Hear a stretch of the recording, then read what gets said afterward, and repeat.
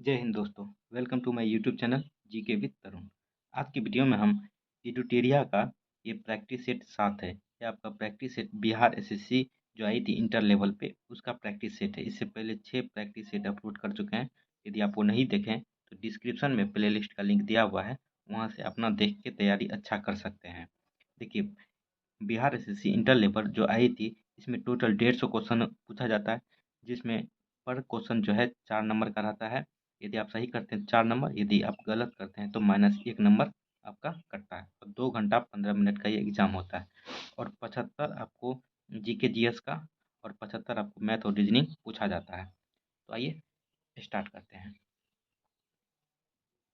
देखिए, आप लोग से एक छोटा-सा रिक्वेस्ट है कि जो भी न्यू स्टूडेंट इस चैनल के साथ पहली बार जुड़े हैं, चैनल को ज़रूर सब्सक्राइब कर लें, वीडियो को लाइक कर दें। हम आपको गारंटी देते हैं यदि आप पूरा वीडियो देखते हैं, तो यहाँ से बहुत कुछ सीख के आप जाइएगा। हमेशा आप लोग प्रैक्टिस सेट देखते रहिए, या आप लोग के पास बुक है तो प्रैक्टिस सेट लगाते रहिए, ठीक है? तो आइए आप पूरा वीडियो देखने का ज़रूर प्रयास करें, ताकि आप बहुत कुछ यहाँ से सीख के जाइएगा पूरा वीडियो देखते हैं तो। देखिए, क्वेश्चन नंबर 1 है, निम्न में से कौन कपड़े धोने के साबुन में फिलर के रूप में काम नहीं आता है? तो काम नहीं आता है तो इसमें ग्लिसरॉल जो है आपका एक कॉस्मेटिक है। ये तेल और वसा इससे बनता है। बाकी सोडियम सिलिकेट, सोडियम कार्बोनेट और बोरेक्स, ये सभी जो है कपड़ा धोने के साबुन के रूप में फिलर के रूप में कार्य करता है। देखिए, क्वेश्चन नंबर 2, निम्न में से कौन सा जीवाणु विनाइट्रीकरण की प्रक्रिया में भाग लेता है? तो कौन सा जीवाणु विनाइट्रीकरण प्रक्रिया में जो भाग लेता है वो सुडोमोनास है, सुडोमोनास। क्वेश्चन नंबर 3 काफ़ी अच्छा क्वेश्चन है। देखिए देखिए, निम्न में से किस विटामिन को थायमिन कहा जाता है? तो किस विटामिन को जो थायमिन कहा जाता है, काफ़ी बार बताए हुए हैं। विटामिन B1 को जो है थायमिन कहा जाता है। वहीं पे विटामिन B12 को जो है साइनोकोबालिन कहा जाता है, जिसमें कोबाल्ट पाया जाता है। और विटामिन B2 को जो है राइबोफ्लोविन कहा जाता है। विटामिन B6 को जो है पायरिडॉक्सिन कहा जाता है। और विटामिन B7 को जो है बायोटीन कहा जाता है। तो इसे ज़रूर ध्यान में आप लोग रख सकते हैं। क्वेश्चन नंबर 4 देखिए, दाब बढ़ने पर बर्फ बर्फ का गलनांक होता है। तो काफ़ी बार बताए हुए हैं, दाब बढ़ने पर जो है बर्फ का गलनांक जो है घट जाएगा। देखिए 5 नंबर, एफ्लाविस का उत्पादन होता है। एफ्लाविस का उत्पादन जो है ये कवक के द्वारा होता है। कवक के अध्ययन को जो है माइकोलॉजी कहा जाता है। शैवाल के अध्ययन को जो है फाइकोलॉजी कहा जाता है। विषाणु के अध्ययन को जो है वायरोलॉजी कहा जाता है। जीवाणु के अध्ययन को जो है बैक्टीरियोलॉजी कहा जाता है। तो आप लोग इसे जरूर में अध्ययन के बारे में भी जरूर ध्यान में रख सकते हैं। एक क्वेश्चन नंबर 6 देखते हैं, रासायनिक समीकरण किस नियम के अनुसार संतुलित होती है? तो रासायनिक समीकरण है, यानी केमिकल रिएक्शन जो संतुलित किया जाता है वह द्रव्यमान संरक्षण अधिनियम पे संरक्षण नियम से जो है संतुलित किया जाता है। जैसे आप कार्बन डाइऑक्साइड का सूत्र देखते हैं CO2, जिसका द्रव्यमान जो है 44 होता है। उसी तरह से इधर जब कार्बन और ऑक्सीजन, 2 ऑक्सीजन मिलकर जो कार्बन डाइऑक्साइड बनता है, यहाँ कार्बन का 12, ऑक्सीजन का 1, ऑक्सीजन का 16 होता है, 2 ऑक्सीजन का 32, जब जोड़िएगा दोनों 44 हो जाता है। तो ये द्रव्यमान संरक्षण नियम पर आधारित होता है रासायनिक समीकरण। देखिए 7 नंबर, परमाणु में धनावेशित कणों की उपस्थिति को सर्वप्रथम निम्न में से किसने दर्शाया था? धनावेशित मतलब पॉजिटिव कणों को जो है सर्वप्रथम जो दर्शाया था, गोल्डस्टीन ने दर्शाया था। देखिए, चैडविक ने जो है न्यूट्रॉन की खोज की थी। विल्सन ने जो है न्यूट्रॉनों और पॉजिट्रॉन की खोज किया था। जे थॉम्सन ने जो है इलेक्ट्रॉन का खोज किया था। और प्रोटॉन का खोज जो है रदरफोर्ड ने किया था। आप इसे जरूर ध्यान में रख सकते हैं। ये क्वेश्चन जो है काफ़ी बार बताया है। हीमोफीलिया एक आनुवंशिक विकार है, इसमें क्या होता है? तो हीमोफीलिया जो है रक्त रक्त से संबंधित है। यह एक प्रोटीन संश्लेषण नहीं होता है जो रक्त के स्कंदन के लिए आवश्यक है। रक्त रिलेटेड रोग है। इसमें जो है रक्त को जो है प्रोटीन का संश्लेषण नहीं होने देता है, जो रक्त के परिसरण में जो है के लिए जो है आवश्यक होता है। आइए क्वेश्चन नंबर 9 देखते हैं।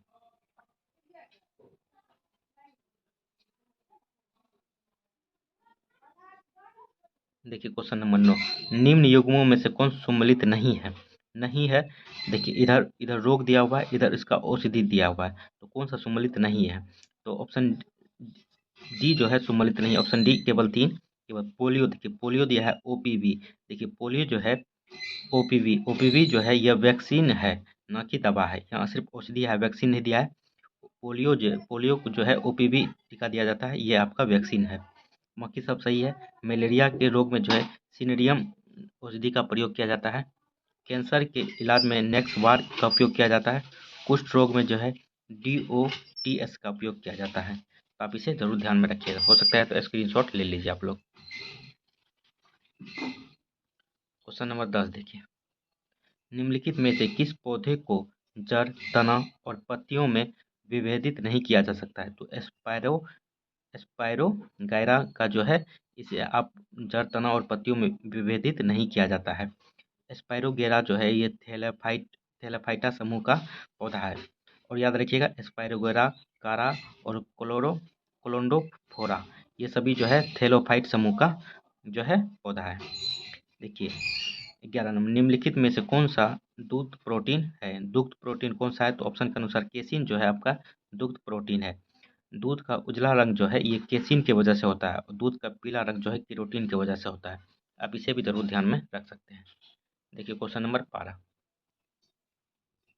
एंटीबायोटिक्स के बारे में इनमें से कौन सा कथन सही नहीं है? एंटीबायोटिक्स के बारे में कौन सा कथन सही नहीं है? जो सही नहीं पहले उसी को बता देते हैं। देखिए ऑप्शन नंबर डी जो है सही नहीं है। यह एंटीबायोटिक्स के दुष्प्रभावों में डिप्थेरिया, फाइलेरिया और चेचक शामिल होते हैं, ये सही नहीं है। देखिए डिप्थेरिया रोग जो है जीवाणु की वजह से होता है, फाइलेरिया रोग जो है बैक्टीरियो फाइटा नामक कृमि की वजह से होता है और चेचक जो है विषाणु मतलब विषाणु वायरस की वजह से होता है। देखिए जीवाणु से हैजा रोग भी होता है, ठीक है, और विषाणु से आप लोग याद रखिए एड्स रोग भी विषाणु से होता है, चेचक भी जो है आपका विषाणु से ही होता है, वायरस डिजीज है, और बाकी सब सही है। देखिए एंटीबायोटिक्स जीवाणु जनित रोगों के विरुद्ध प्रभावी होते हैं, सही है। एंटीबायोटिक्स विषाणु के विरुद्ध प्रभावी नहीं होते हैं, ये भी सही है। एंटीबायोटिक्स जुकाम एवं फ्लू में प्रभावी नहीं होती, ये भी सही है, तीनों सही है। देखिए यकृत में यूरिया का संश्लेषण होता है, यकृत में यूरिया का संश्लेषण जो है अर्निथिन चक्र के वजह से होता है। क्वेश्चन नंबर 14 देखते हैं। देखिए इनमें से कौन सा कार्बोहाइड्रेट मोनोसेक्राइड है? तो कार्बोहाइड्रेट मोनोसेक्राइड जो है आपका ये ग्लूकोज और फ्रुक्टोज है। ग्लूकोज और फ्रुक्टोज जो है ये मोनोसेक्राइड है। कार्बोहाइड्रेट जो है हमारे शरीर में ऊर्जा प्रदान करता है। देखिए और ध्यान में रखिएगा, देखिए माल्टोज, सुक्रोज एवं लैक्टोज जो है आपका डाइसेक्राइड है। स्टार्च, ग्लाइकोजोन, सेल्यूलोज ये आपका पॉलीसेक्राइड है। तो आप इसे जरूर ध्यान में रखिएगा। देखिए 15 नंबर, यदि किसी गेंद को ऊर्ध्वाधर रूप से ऊपर फेंका जाए तो गुरुत्वीय त्वरण किस दिशा में आरोपित? किसी जमीन से किसी चीज को ऊपर फेंका जाता है तो जमीन के नीचे ही वह केंद्र के नीचे ही जो है गुरुत्वाकर्षण बल लगता है, तो वही ऊपर फेंका जाता है इसके विपरीत दिशा में। तो गेंद की गति की विपरीत दिशा में जो है गुरुत्वाकर्षण त्वरण मतलब गुरुत्वाकर्षण बल लगता है। जी बराबर यहाँ लगता है 9.8 मीटर पर सेकेंड स्क्वायर, ठीक है त्वरण। क्वेश्चन नंबर 16 देखिए, रासायनिक रूप से जल है। तो रासायनिक रूप से जल जो है, जल का सूत्र होता है H2O। रासायनिक रूप से जो है जल जो है एक ऑक्साइड, ऑप्शन के अनुसार एक ऑक्साइड है। 17 नंबर देखिए, गति के दूसरे नियम के अनुसार किसी दिए हुए बल के लिए उत्पन्न त्वरण व्युत्क्रमानुपाती होता है, मतलब इन्वर्सल प्रोपोर्शनल होता है। तो देखिए किसका? त्वरण का मतलब एक्सेलरेशन का। तो आप लोग जानते हैं गति न्यूटन के दूसरे नियम F बराबर m होता है। एक्सेलरेशन का जो है इन्वर्सल प्रोपोर्शनल होता है द्रव का, ठीक है। तो वस्तु के द्रव्यमान का जो है इन्वर्सल प्रोपोर्शनल होता है कौन? त्वरण। देखिए 18 नंबर, अनुप्रस्थ तरंगे क्या है? तो अनुप्रस्थ तरंगे जो है आपका ऑप्शन नंबर एक ही सही होगा। इन तरंगों में माध्यम के कण तरंगों के संचरण की दिशा के लंबवत दिशा में कंपन करते हैं। ऑप्शन नंबर एक सही हो जाएगा 18 का। आइए क्वेश्चन नंबर 19 देखते हैं। वायु में सल्फर डाइऑक्साइड द्वारा प्रदूषण का सूचक है। तो सल्फर डाइऑक्साइड प्रदूषण का सूचक जो है काफ़ी बार बताए हुए हैं, ये लाइकेन होता है। और जो है लिटमस पेपर जो बनाया जाता है ये लाइकेन से ही बनाया जाता है, रोसेला नामक लाइकेन से। कटहल में खाने योग्य भाग होता है, कटहल में जो खाते हैं वो खाने योग्य भाग जो है सहपत्र और परिदलपुंज होता है। काफ़ी बार बताए हुए हैं ये क्वेश्चन। आइए 21 नंबर देखते हैं।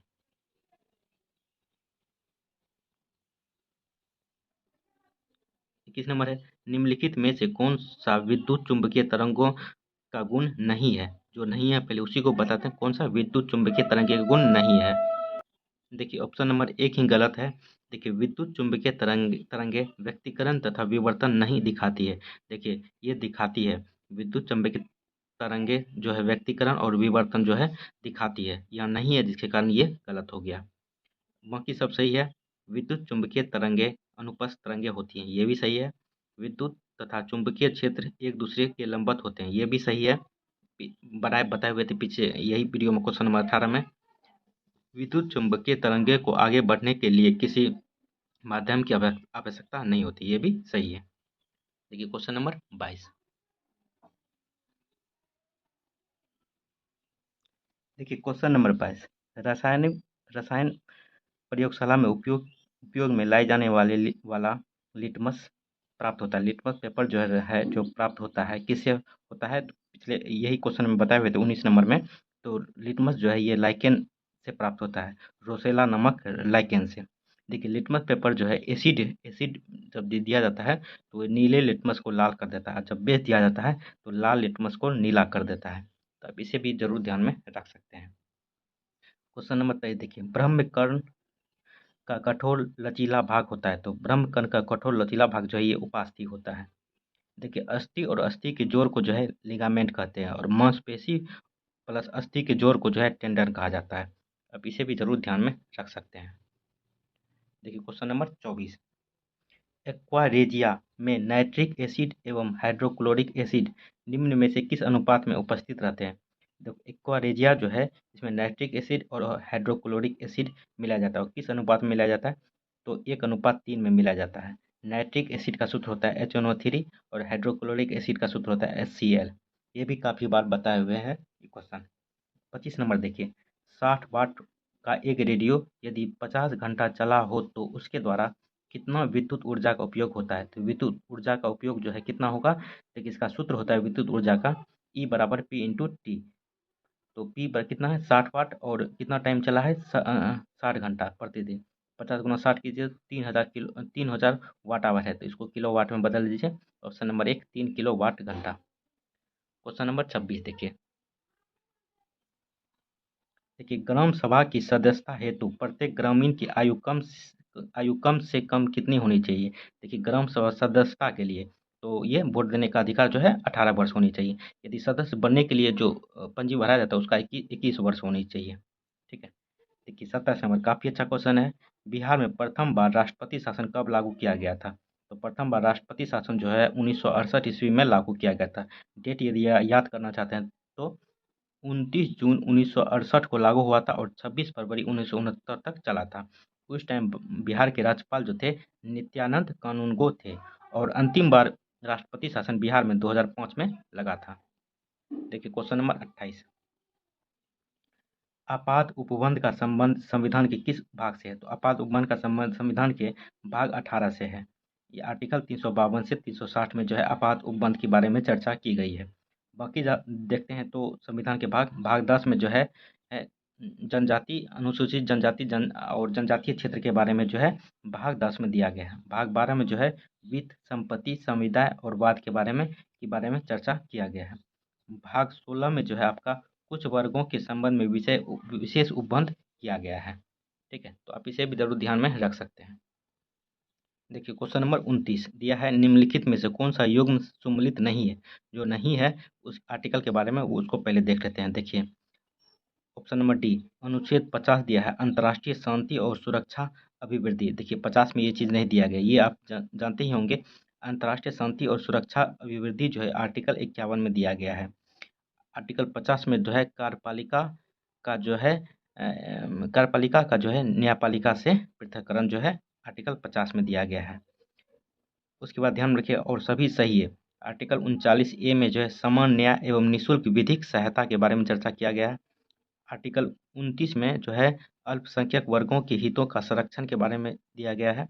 आर्टिकल 44 जो है यूसीसी यानी नागरिकों के लिए एक समान सिविल संहिता लागू की गई है। ये सभी जो है आपका जो है डीपीएसपी का भाग है। डीपीएसपी जो है भारतीय संविधान में आर्टिकल 36 से 51 के बीच में दिया गया है। भाग 4 में आयरलैंड के संविधान से लिया गया, आयरलैंड ने स्पेन के संविधान से लिया है, और 1935 जो है अधिनियम आई थी उसको डीपीएसपी का इंस्टॉलमेंट का भी कहा जाता है। ठीक है, आइए क्वेश्चन नंबर 30 देखते हैं। देखिए भारत के संविधान के अंतर्गत धन विधेयक को प्रस्तुत किया जाता है। तो धन विधेयक को जो प्रस्तुत किया जाता है ये लोकसभा में, ये आर्टिकल 109 एक खंड 1 में दिया गया है यही चीज़ कि धन विधेयक को भारतीय संविधान में लोकसभा में प्रस्तुत किया जाता है। और धन विधेयक की चर्चा जो है आर्टिकल 110 में दिया गया है, इसे भी ध्यान में रख सकते हैं। आइए क्वेश्चन नंबर 31 देखते हैं। लोक लेखा समिति अपनी रिपोर्ट किसे सौंपती है? काफ़ी काफ़ी बार बताए हुए हैं, लोक लेखा समिति अपनी रिपोर्ट जो है लोकसभा अध्यक्ष को सौंपती है। लोक लेखा समिति में टोटल 22 सदस्य होते हैं, 15 लोकसभा से और 7 राज्यसभा से। और लोक लेखा समिति का गठन जो है ये 1919 अधिनियम के अनुसार किया गया था 1921 ईस्वी में। क्वेश्चन नंबर 32 देखिए। निम्नलिखित में से किसने या किन्होंने राष्ट्रपति नियुक्त होने से पूर्व उपराष्ट्रपति के पद पर कार्य नहीं किया है? तो नहीं किया है तो नीलम संजीव रेड्डी जो है नहीं किया है। ये डायरेक्ट राष्ट्रपति बने हैं, पहले मुख्यमंत्री थे, बाद में ये राष्ट्रपति निर्विरोध चुने गए थे। बाकी आर वेंकट रमन और प्रणब मुखर्जी उपराष्ट्रपति भी रहे, बाद में राष्ट्रपति बने हैं। और भैरव सिंह शेखावत जो है ये उपराष्ट्रपति रहे, राष्ट्रपति नहीं बने हैं। आइए क्वेश्चन नंबर 33 देखते हैं। देखिए, मौलिक अधिकारों एवं अल्पसंख्यकों हेतु संविधान सभा द्वारा गठित समिति के अध्यक्ष थे कौन? मौलिक अधिकार और अल्पसंख्यक हेतु के लिए जो अध्यक्ष थे सरदार वल्लभ भाई पटेल थे। और याद रखिएगा ये प्रांतीय संविधान समिति के भी अध्यक्ष थे। देखिए क्वेश्चन नंबर 34। किस वर्ष यूरोप में अंग्रेजों एवं फ्रांसीसियों के मध्य सप्तवर्षीय युद्ध प्रारंभ हुआ? काफ़ी इंपॉर्टेंट है, अंग्रेज और फ्रांसीसियों के बीच में जो है सप्तवर्षीय युद्ध जो प्रारंभ हुआ था 1756 में हुआ था। वहीं भारत में भी इसका परिणाम देखने में मिला था। तृतीय कर्नाटक युद्ध जो है 7 वर्षों तक चला था, 1756 से 1763 तक। 35 नंबर देखिए। हिंदी भाषा के प्रथम समाचार पत्र का प्रकाशन किस स्थान से हुआ है? तो ये कलकत्ता से हुआ है। हिंदी भाषा का प्रथम समाचार पत्र जो है उदंत मार्तंड है, जिसका प्रकाशन जुगल किशोर ने किया था। आइए क्वेश्चन नंबर 36 देखते हैं।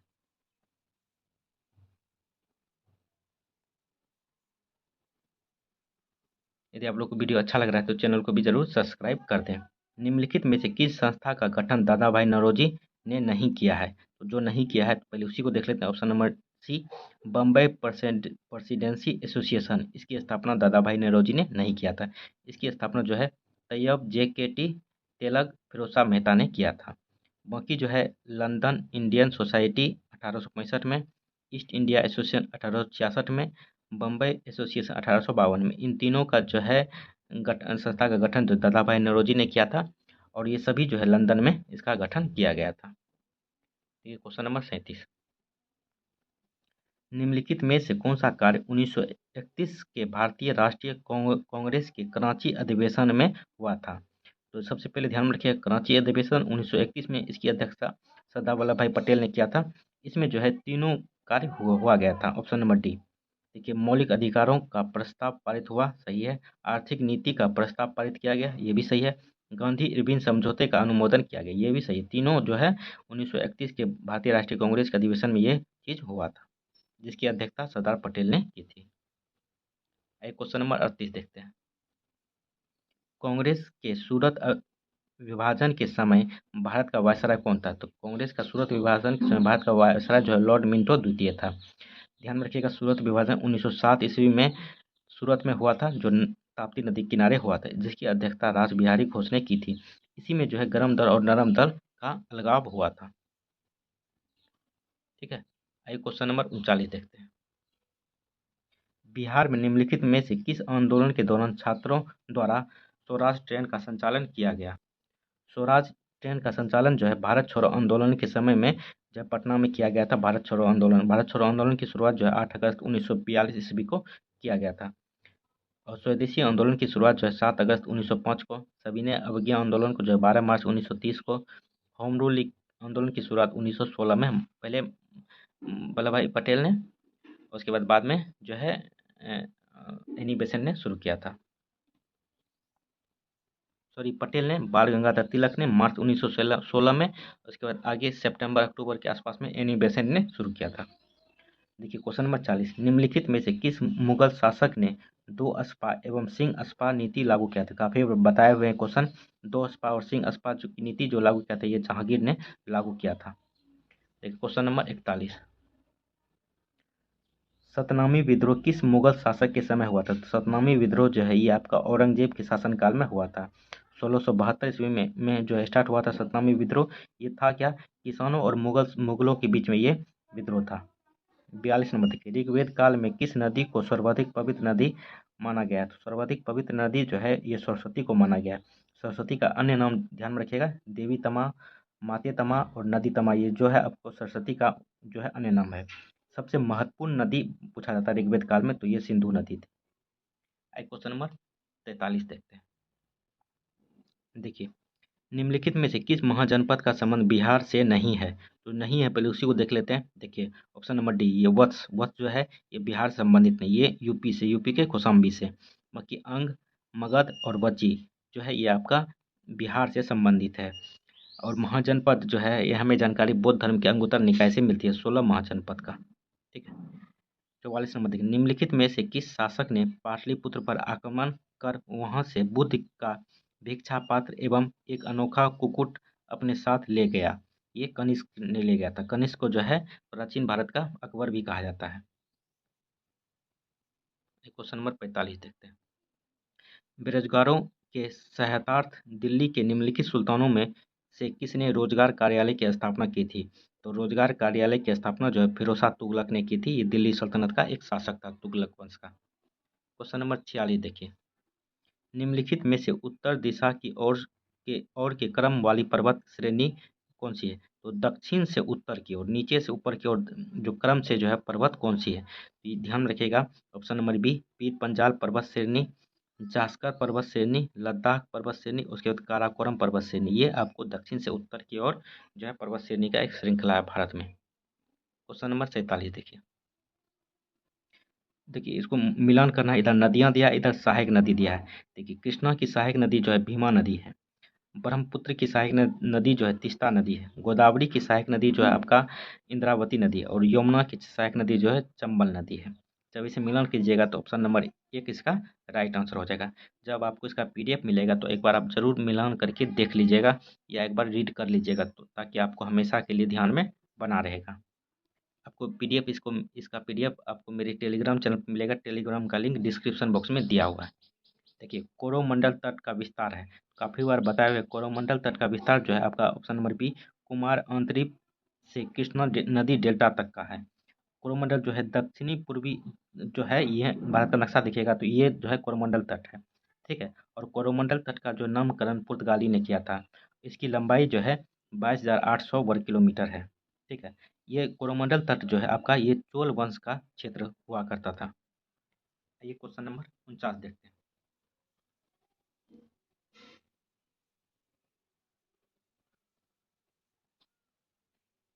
देखिए, 49 नंबर, पीली क्रांति किस फसल के उत्पादन से संबंधित? काफ़ी बार बताए हुए हैं। पीली क्रांति जो है ये आपका तिलहन पौधे के उत्पादन से संबंधित है। मत्स्य उत्पादन जो है नीली क्रांति। दुग्ध उत्पादन जो है ऑपरेशन फ्लड। एक बार पूछा गया था ये क्वेश्चन, ऑपरेशन फ्लड किससे संबंधित है? दुग्ध उत्पादन से। स्वर्ण उत्पादन जो है फल, शहद और बागवानी संबंधित है। और पीली क्रांति के जनक जो है ये शशांक पांडे हैं, तो आप इसे भी ध्यान में जरूर रखिएगा। क्वेश्चन नंबर 50 देखिए, निम्नलिखित में से कौन सा युग्म सही सम्मिलित है? कौन सा युग्म सही सम्मिलित है? ऑप्शन नंबर बी, मसाई जो है पूर्वी अफ्रीका में है। ये देखिए सेम, बाकी सब गलत है। देखिए, सेमंग जो है कांगो दिया है, ये कांगो में नहीं है, ये मलेशिया में है। बद्दू जो है कीनिया दिया हुआ है, बद्दू केनिया में नहीं है। अरब मरुस्थलीय क्षेत्र जो है ये बद्दू इस क्षेत्र में पाया जाता है। क्वेश्चन नंबर 51 देखिए, भारत में निम्नलिखित मूंग से कौन सी श्रेणी नवीनतम है? मूंग से सबसे नवीनतम श्रेणी जो है हिमालय श्रेणी है। ऑप्शन के अनुसार आप जो हिमालय से मार लीजिएगा नवीनतम श्रेणी में। देखिए, एक चंद्र दिवस की अवधि होती है, तो काफ़ी बार बताए हुए एक चंद्र दिवस की अवधि जो है ये 24 घंटे 52 मिनट की होती है। क्वेश्चन नंबर 53 देखिए, सौभाग्य योजना से संबंधित है। सौभाग्य योजना किससे संबंधित है? यह आपका संबंधित है गरीबी रेखा के नीचे वाले परिवारों को मुफ्त बिजली के प्रावधान से जो है सौभाग्य योजना संबंधित है। इसकी शुरुआत नरेंद्र मोदी ने 25 सितंबर 2017 को किया था। देखिए, क्वेश्चन नंबर 54। देखिए, क्वेश्चन नंबर 54, अटल नवप्रवर्तन यानी इनोवेशन मिशन किसके अधीन स्थापित किया गया है? तो अटल नवप्रवर्तन इनोवेशन जो ये आपका नीति आयोग के द्वारा स्थापित किया गया था। इसका उद्देश्य क्या था? इसका उद्देश्य था देश भर में जो स्कूल, विश्वविद्यालय और अनुसंधान संस्थान, एमएसएमई क्षेत्र के क्षेत्रों में जो है नवाचार को बढ़ावा देना के लिए ही अटल प्रवर्तन इनोवेशन की स्थापना नीति आयोग के द्वारा किया गया था। इसकी घोषणा 2015 में की गई थी और नीति आयोग के अध्यक्ष जो है प्रधानमंत्री होते हैं। आइए क्वेश्चन नंबर 55 देखते हैं। देखिए, निम्नलिखित सूचकांकों में से कौन सा मानव विकास सूचकांक यानी HDI की गणना में सम्मिलित नहीं किया जाता है? तो कौन सा नहीं किया जाता है? तो सामाजिक असमानता जो है नहीं किया जाता। बाकी जीवन प्रत्याशा, शिक्षा, प्रति व्यक्ति आय, ये तीनों जो है मानव विकास सूचकांक में शामिल किया जाता है। 56 नंबर देखिए, भारत में सेवा कर किसकी सिफारिश से लागू हुआ? तो सेवा कर जो लागू किया गया था, ये राजा जे चलैया समिति की सिफारिश पे लागू किया गया था। इसकी शुरुआत जो है 1994-95 में हुई थी। अब जो है सेवा कर को GST में शामिल कर लिया गया है। देखिए, 57 नंबर, भारत में नाबार्ड बैंक पुनर्वित्त उपलब्ध जो है नहीं कराता है। तो नाबार्ड जो है, नाबार्ड बैंक ये क्या उपलब्ध नहीं कराता है? तो ये निर्यात आयात बैंक को जो है निर्यात आयात बैंक को जो है ये जो है उपलब्ध नहीं करवाता है। नाबार्ड की स्थापना जो 1982 ईस्वी में की गई थी। ये आपको अनुसूचित व्यापारिक बैंकों को, क्षेत्रीय ग्रामीण बैंकों को और राज्य भूमि विकास बैंकों को जो है उपलब्ध जो है बैंक की पुनर्वृत्ति उपलब्ध करवाती है। आइए क्वेश्चन नंबर 58 देखते हैं। देखिए, सबसे अधिक स्थिर पारिस्थितिक तंत्र कौन सा है? काफ़ी बार बताया हुआ है, सबसे अधिक स्थिर पारिस्थितिक तंत्र जो है महासागर है। देखिए, 59 नंबर, इनमें से कौन सा खाद्य श्रृंखला का निर्माण करता है? तो खाद्य श्रृंखला का निर्माण जो ऑप्शन नंबर बी करता है, घास, बकरी, आदमी। घास जो है घास घास घास बकरी खाता है, बकरी को जो है आदमी खाता है। ये खाद्य श्रृंखला एकदम सही मिलान है। 60 नंबर देखिए, ये आपका राज्य है, इधर राष्ट्रीय उद्यान है। देखिए, उत्तराखंड में जो है आपका राजाजी राष्ट्रीय उद्यान है। असम में जो है आपका मानस राष्ट्रीय उद्यान है। उड़ीसा में जो है आपका सिमलीपाल राष्ट्रीय उद्यान है। कर्नाटक में जो है बांदीपुर राष्ट्रीय उद्यान है। इसको मिलान कीजिएगा तो ऑप्शन नंबर 20 का राइट आंसर हो जाएगा। देखिए, question number 64, Bokaro steel plant की स्थापना किस वर्ष की गई थी? तो बोकारो स्टील प्लांट की स्थापना जो 1964 में की गई थी। 62 नंबर देखिए, किस देश की संसद का नाम फेडरल असेंबली है? तो फेडरल असेंबली जो है तुर्की देश की संसद का नाम जो है फेडरल असेंबली या ग्रैंड फेडरल असेंबली कहते हैं तुर्की की संसद को। मिस्र की संसद को जो है पीपुल्स असेंबली, फ्रांस की संसद को नेशनल असेंबली कहते हैं। 63 नंबर देखिए, लाली वन्य जीव अभ्यारण्य किस राज्य में स्थित है? काफ़ी बार बताया हुआ है, लाली वन्य जीव अभ्यारण्य जो ये आपका अरुणाचल प्रदेश में स्थित है और ये ब्रह्मपुत्र नदी के किनारे भी स्थित है। देखिए, 64 नंबर, वन्य जीव सप्ताह मनाया जाता है। तो वन्य जीव सप्ताह जो है ये अक्टूबर के पहले सप्ताह में मनाया जाता है। देखिए, 65 नंबर, किस राज्य सरकार द्वारा हमार बेटी हमार मान योजना की शुरुआत की गई? तो हमार बेटी हमार मान की शुरुआत जो है ये छत्तीसगढ़ राज्य सरकार के द्वारा चलाया गया था। 66 नंबर देखिए, स्मोक एंड एसेस पुस्तक के लेखक कौन? तो स्मोक एंड एसेस पुस्तक के लेखक जो है अमिताभ घोष है। देखिए, कर करपाट सैन्य अभ्यास का आयोजन भारत और किन देश के बीच मध्य होता है? तो करपाट सैन्य अभ्यास जो है ये आपका भारत और थाईलैंड के बीच में ये अभ्यास होता है। आइए 68 नंबर देखते हैं। देखिए, वैश्विक शांति सूचकांक 2024 में भारत का स्थान कौन सा? तो 2024 में वैश्विक शांति सूचकांक 2024 में भारत का स्थान जो है 116वां है, याद रखिएगा 116वां। 69 नंबर देखिए, 22वें विधि आयोग के अध्यक्ष किसे नियुक्त किया गया? तो 22वें विधि आयोग के अध्यक्ष जो बने थे ऋतुराज अवस्थी बने थे। 21वें जो है बलवीर सिंह चौहान बने थे और 23वां जो है अभी हाल फिलहाल में अक्टूबर नवंबर में जो बनने वाले हैं, जो बनेगा तो करंट अफेयर्स में इसको ऐड करके हम बता देंगे। और विधि आयोग जो है इसकी स्थापना 1955 ईस्वी में की गई थी। देखिए, 70 नंबर, अनवर इब्राहिम हाल ही में किस देश के प्रधानमंत्री नियुक्त हुए हैं? तो अनवर इब्राहिम जो है ये आपका मलेशिया के प्रधानमंत्री नियुक्त किए गए। मलेशिया की राजधानी जो है कुआलालंपुर है। इसकी मुद्रा का नाम जो है रिंगित है। तुर्की की राजधानी अंकारा, इसकी मुद्रा का नाम लीरा है। इजराइल की राजधानी जेरूसलम, इसकी मुद्रा का नाम है संकेल। कतर की राजधानी दोहा है और इसकी मुद्रा का नाम कतरी रियाल है। देखिए, विश्व स्वास्थ्य दिवस 2023 का थीम था। तो देखिए, विश्व स्वास्थ्य दिवस 2023 का थीम जो था ये आप 23 का मत याद रखिएगा, 24 का याद रखिएगा। विश्व स्वास्थ्य दिवस 2024 का थीम था मेरा स्वास्थ्य मेरा अधिकार और विश्व स्वास्थ्य दिवस प्रतिवर्ष 7 अप्रैल को मनाया जाता है। देखिए, एशियन गेम्स 2023 का आयोजन कहाँ किया था? 2023 में एशियन गेम का आयोजन जो है चीन में किया गया था और 2024 में जो है कतर में किया जाएगा। 73 नंबर देखिए, भौतिकी के क्षेत्र में नोबेल पुरस्कार 2023 से किसे सम्मानित किया गया? तो इन तीनों को जो है भौतिकी के क्षेत्र में नोबेल पुरस्कार दिया गया सभी। देखिए, पियरे एगोस्टिनी जो फ्रांस के हैं, फेरेक कराची जो आपके हंगरी के हैं, एनी एल व्हीलर ये भी आपका फ्रांस के हैं। देखिए क्वेश्चन नंबर 74, अपनी इंटरनेट सेवा शुरू करने वाला भारत का पहला राज्य कौन सा है? तो भारत का पहला राज्य जो अपनी इंटरनेट सेवा शुरू करता है केरल, जो इंटरनेट का नाम है KFON। देखिए 75 नंबर देखिए, 2023-24 में केंद्र सरकार ने देश के कितने ब्लॉकों में आकांक्षी ब्लॉक योजना कार्यक्रम शुरुआत की गई? तो आकांक्षी ब्लॉक योजना कार्यक्रम की शुरुआत जो है 500 ब्लॉकों में की गई है। तो टोटल 75 क्वेश्चन देख लिए। 75 के बाद आपका मैथ रीजनिंग रहता है, तो मैथ रीजनिंग आप लोग तैयारी करते ही होंगे। तो कैसा लगा वीडियो कमेंट करके जरूर बताएं। यदि अभी तक चैनल को सब्सक्राइब नहीं किया तो चैनल को भी जरूर सब्सक्राइब कर लें, वीडियो को लाइक कर दें। यदि इसकी PDF चाहिए तो आप मेरे टेलीग्राम चैनल से जुड़ सकते हैं, टेलीग्राम का लिंक डिस्क्रिप्शन बॉक्स में दिया हुआ है। चलिए थैंक यू, जय हिंद।